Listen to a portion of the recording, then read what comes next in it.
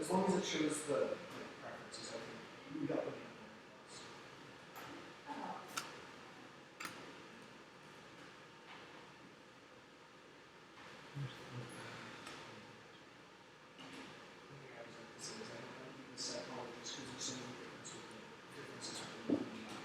There should, you were right, there should be one there. Yeah, I missed it too.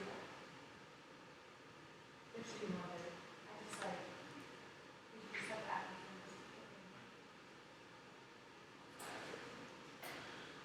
Good job. Good enough on your computer, right? Probably just missing one. Yeah.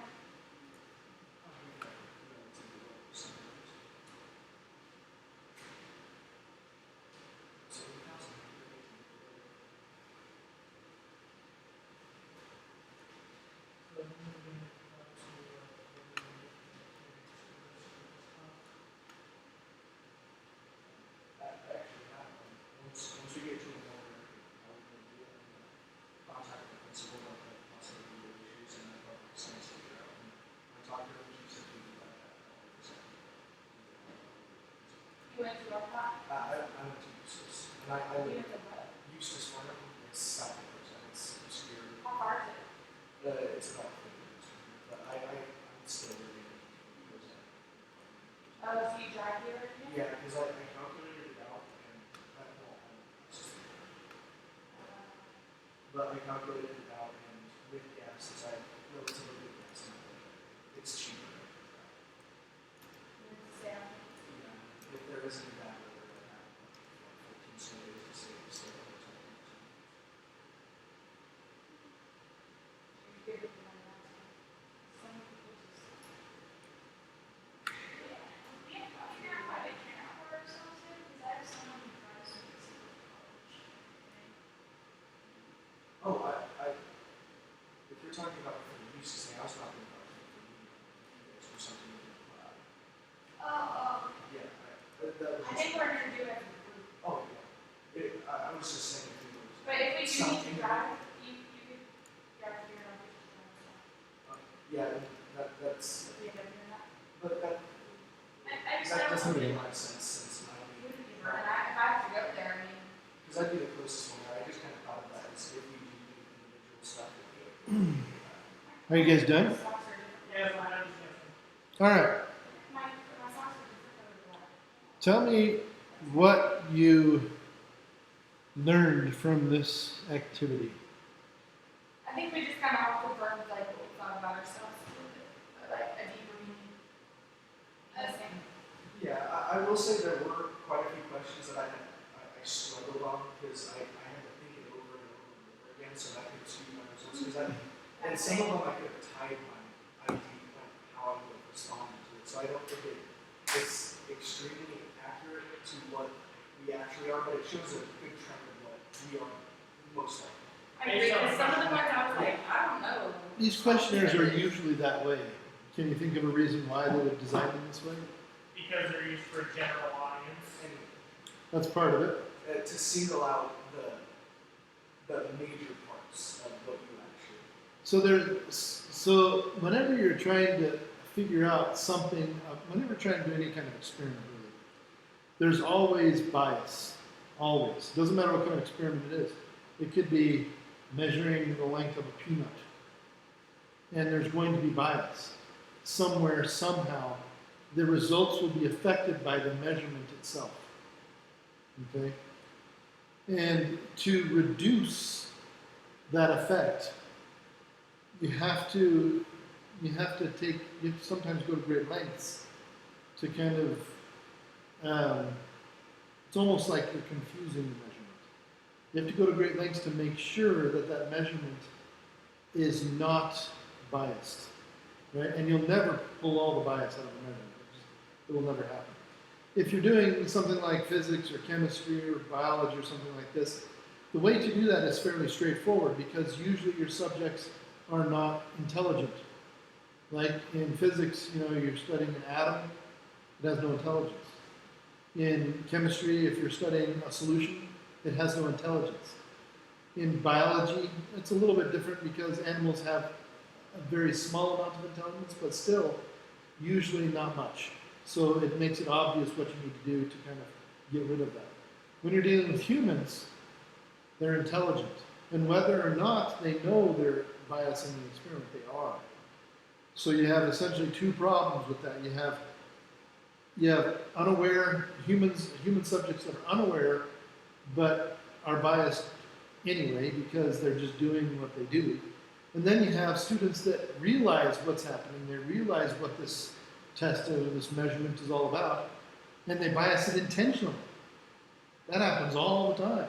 And it almost certainly happened in this study because you just told me, well, it's telling us what we already knew about ourselves, right? And it's almost impossible if you're intelligent to not do that, right? And so what they do is they ask the same question 5 different times in different ways that you may not maybe understand it's the same question. And inevitably the questions are going to become confusing. But that's the point. That's the idea. The question becomes so confusing that you're not sure what question you're answering, but you have to answer it anyway. So you try to answer it the best you can. And in the end, the hopeful result is that they get some kind of an average of biased and unbiased and understood and misunderstood. And you know what I mean? That's kind of what they're trying to do. And so, but that's important to understand because it's an important part of understanding what your information is. You know, if you're going to try to get a certain measurement, a certain piece of data, a certain piece of information, how you got it is important to what you actually got, right? And so recognizing that was important. Just for your information, I've given you all full credit for that assignment, so congratulations. Just from what I was hearing you say there, what I was hearing when I was hearing you talk, I think that you got the point of this assignment. The point of this assignment is to understand the reason for having these kind of things. And when you're starting to deal with teams and you're working in teams, communicating is super important. And all of you communicated in that little thing. You know, started off with Colleen, and then somebody else chipped in, and then everybody was chipping in. And that's how it should be. That's how everyone should feel comfortable chipping in, feel comfortable giving their opinion, and not be afraid to have differences of opinions. All of these things are important in dealing with communication in teams. So very well done. That was the point of that assignment. So let's move on. Let's learn something new about teamwork. Yes. Can you record the class for Grace? I'm sorry. Can you record the rest of the class for Grace? I am recording the class. Oh, okay. Sorry. Yes, the class is being recorded. Hi. I recorded it after we started your little group thing over there. And so for Grace's benefit, we will tell her what we did. We had them all meet together at the same table and discuss the results of their filling out of the survey and scoring themselves and everything else, the whole graphical representation. So that was a teamwork exercise. But it's not only a teamwork exercise, seeing you work together as a team or interact together in a group, but it's also, of course, the use of these tools themselves. They're often called rubrics now. You'll hear that term a lot. A rubric is essentially just a chart that you keep track of information in and score something with that information. But anyway, in this case, the rubric being all those little scores you added up to make that little polygon or whatever. These kinds of things are very useful when you're trying to understand information, and also when you're trying to display information. That little polygon is a quick way to display information.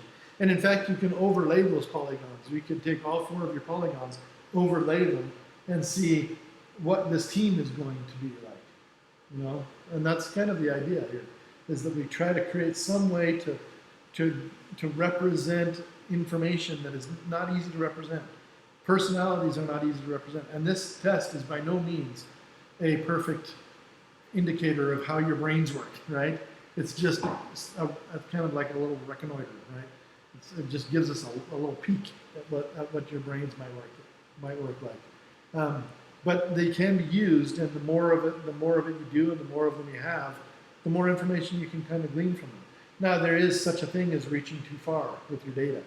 You have so much data, and then you take this data and you extrapolate it out to, this is what you're going to do with your life. That's absolutely ridiculous. You know, there's just no way that kind of information is going to lead to that kind of conclusion. But getting the short-term, you know, very general conclusions, we could probably get some interesting and good information for perhaps a project that we might work on or something, right? So, but it's a good, it's a good insight into what you can do with this kind of thing. And you very well may see this in your future. Let's say that someone in here ends up working in a hospital. In a hospital, you have hundreds of employees, and you have an entire department, or maybe 2 or 3 or 4 departments. Their whole job is how to make this hospital run efficiently and effectively.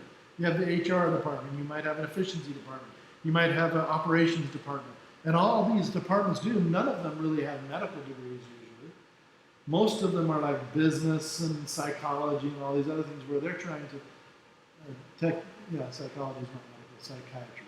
But anyway, they'll have these degrees that are not necessarily medical degrees, but they're running a hospital. And the whole idea there is that they're trying to make it all mesh together because there's so many different people, so many departments that have to work well together to save lives, right? So it becomes something that it becomes something quite common. It doesn't always work out very well. You know, if you have people that have the right thing in mind and have the right background and understand how to do these things and how to make use of them, then it can be very helpful. If you have people just kind of shooting in the dark and saying, "Oh, this looks like a really good survey we should have our employees take," you know, but they don't really know why and they don't know what to do with the information, then it becomes a waste of time. And I mean, there are many examples of that as well. I mean, right here at this college, we have that going on all the time. They're always taking a new survey and then they tell us the results and they do nothing with the results. They have no idea, and then they come up with a whole new set of goals the next year that has nothing to do with the results of what we learned last year. And we're always trying to figure out what they're doing. They don't have any professional psychologists or anybody else doing this work. So it's just people that think they found a cool survey online, you know. But that happens all the time. If you go to a university, it will be different. A university will have an entire efficiency department and the HR department that has people that have psychology degrees and all these kinds of things. So they will actually be experts in those fields and do something useful. But anyway, so it's very likely you'll see. Let's move on. Teamwork. We're going to go on with teamwork a little bit here. This is something that I don't know that there's a real good answer to this question, but I'm going to ask it anyway. And part of it, we're going to talk about it a bit, we'll discuss it a little bit today, and then your job will be to go home and to, in fact, I believe that I can't remember who's got a book. I have your book. It's in my copy. Yeah. It's your book. I'll have one next week. My mom just bought it. Oh, excellent. Excellent. Okay, so we're in chapter, what are we in? Chapter 2, right?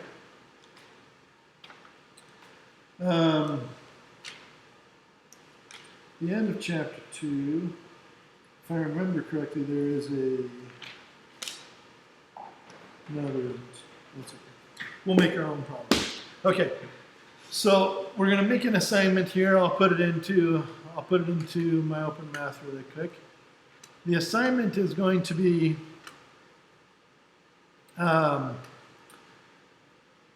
what are the necessary components of a good team?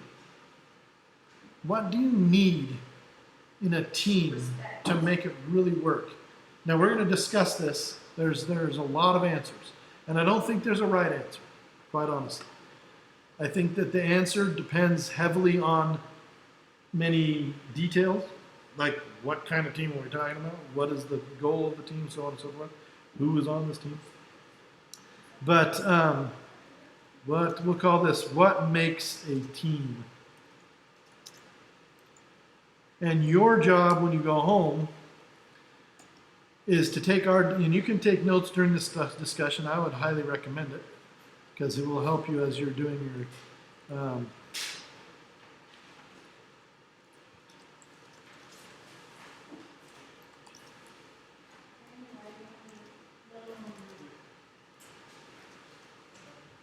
effective team.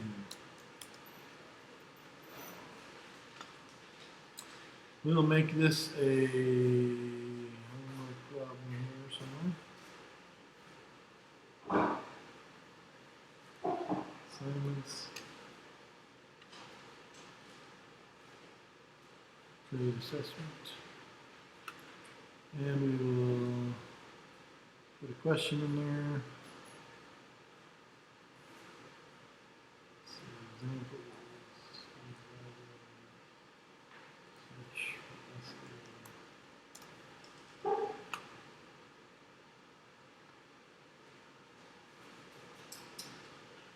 Okay, so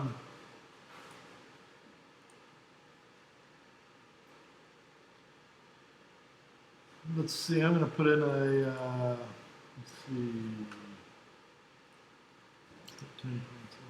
Question. Okay. So this question is now in there. I believe. Chapter 2. What makes a team? So if you open up what makes a team, it gives you a place here to type your answer. I haven't put it up on the screen yet. But so what do you think makes a team? You already said respect, okay? Are you saying that as a word or are you saying it as an acronym? Because I know that there's actually an acronym for respect for teams. You guys ever seen that? Ever seen one of those? I don't know what you're, I don't know. I was just kind of saying it as like, in order to work together, you have to respect each other because you have to, you know what I mean? Yeah. You definitely have to respect each other. You can't work with someone that's being rude to you all the time. It doesn't work very well. Here's one of the ones that I've heard. Responsibility, experience, service, persistence, Cheater, you're looking it up. enthusiasm. What a cheater, you're cheating. What? You're looking it up. I'm looking up the acronym for it. Yeah. Oh, okay. So this is the respect acronym I was talking about. Okay. So some people actually use respect, the word respect, and then they pick a word for that's going to be like the rules for their team or something like this. There's like a million But different yeah, I ones. can see out that there. because like, you gotta be responsible, show up to practice on time. Like, Sure. sensitivity, you gotta know, like maybe if I tell her, excuse my language, you're being a bitch, she might cry. But if someone tells me, hey, you're being a bitch, calm down, I would be like, thank you. So you have to know, you have to be sensitive to other people's feelings. Yeah, there's lots of those things, and respect is definitely part of it. But what does respect? Why does respect make the team effective?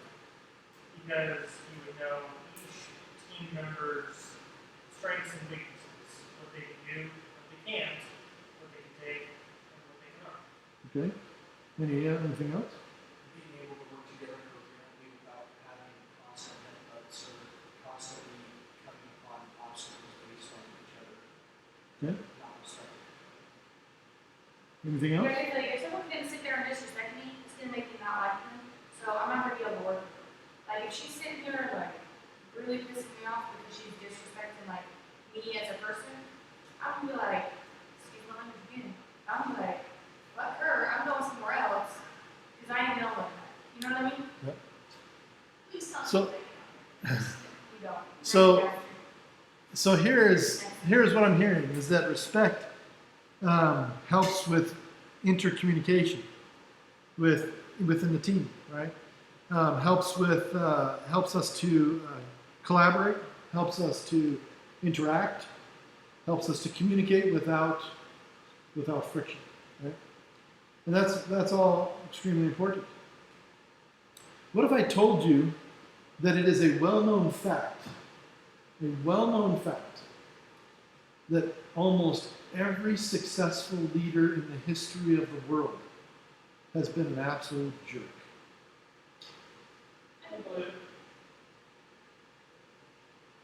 He's So- not, he's not famous for his place in history, but Hitler was actually one of the very best. Hitler is a perfect example. My coach is a jerk. Well, Hitler is one of the greatest leaders who ever lived. There's no question.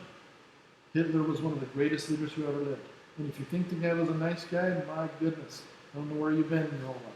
Because he could not have possibly been a nice guy to be around. Maybe he was, but I seriously doubt it. You know? People that are closer to us, maybe a coach, almost every coach I've had that was successful was a He's an jerk. asshole. Was just a Every jerk. coach, yeah. How many boot camp sergeants have you Yeah, had? in the military, they actually train them that way. Right? Because they know it. They know that's successful. Right? Nice people don't generally become great leaders. Why is this? With respect to respect. Because you gotta know the hard truth to be able to give it. So, okay, So a what does leader- that translate to when it comes to respect? Do you respect somebody? Can you respect somebody who is not kind to you, who's not nice to you? So like, okay, in a coaching standpoint, like, your coach is probably being mean because she knows you can do better, she knows you can work harder, whatever. Maybe. They're not like, Maybe. We don't really know why they're being mean. they're not like personally attacking you, they're doing it to, like, kind They of. could be. You don't really know what they're thinking, right? You just know that you respect them for some reason, right? So why is it that we might respect somebody who is mean to us? Go ahead. You respect the fact that they are not going to try to conform to other people's beliefs or ideas, but they have their hard points and they will make sure there's nothing that can be seen as being a jerk. So you respect their ability to maybe get something done, or you respect their. So what I'm saying here is that. So we've got this one word that we're kind of harping on here for a while: respect. Does it mean what we think it means? Does it have a single meaning? And do we really understand what it means? Okay, so my Yeah. opinion, like, when a leader or whoever is, like, how, like, sergeants are and coaches and stuff, I don't think it's them disrespecting you necessarily. I don't think that at all. It may or may not be. We don't They might really be know. mean, but they're not disrespecting you as a Yeah, person. but we don't really know. We don't really know what they're thinking, is what I'm saying, right? So I don't want to try to evaluate what they're thinking. I want to evaluate what we're thinking when we're respecting them. Why do we respect them? Because at first when we talked about respect, we talked about being kind of sensitive and understanding of each other. But now respect is a different thing. Now, I'm not saying this to argue. I'm not saying this to try to shoot down the idea. My reason for saying this is we need to keep our minds clear of opinions quite often. Our opinions often lead us astray. Why? First of all, our opinions are usually based on our emotions. And that's not a bad thing. It should be that way. But our opinions and our emotions can often be unruly, right? The second reason is because our opinions change constantly. In 20 years, you will have a very different view of what the word respect means. I do now. I have a very different idea of what respect means than people in their 20s. To me, it's defined by my experience. It's defined by a lot of different things. Can I say something? So I think, like, maybe why we respect them is because they, in the past, they've helped so many people succeed, and that's what they're just trying to do Yeah, for us. could very well be. Could very well be. That's why I respect them a lot. Yeah, and I honestly think it's actually just natural. You know, we grow up and we're born and we're raised by these people that are telling us, no, don't smack our hands when we try to touch something hot. You know, they're constantly pushing at us.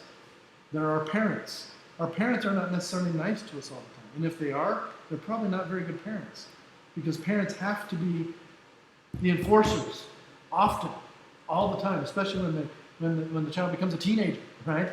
They have to be enforcers. And eventually your parents will be these loving people that you don't even recognize.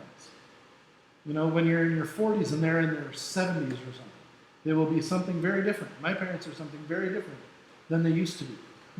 Very different. My dad was like the hardest man I ever knew until he was like 70. And then he was like very different. Well, it was probably 60s. But anyway, the point is that leadership may be something different than we imagine. And so I want you to go out there and I want you to research a little bit, think about it, see what other people's ideas are, take your opinions and your thoughts and your ideas and compare them and say, which one do I think actually works best? Can I meld these two together? Can I combine some ideas? And write me a little paper about it. It doesn't have to be necessarily like an essay. It can be a list of points. It can be a bunch of sentences that are kind of connected by a single idea, whatever you want to do. Put something together that helps me to understand what you believe an effective team needs. What does it need to be? What does it need to include? How does it need to mesh together? Put something together, a couple of pages maybe at most, and bring it back on Monday and we'll discuss teams some more. Did you want us to turn in our results? Nope, we're good. We can keep them. We're too good at talking, we didn't even,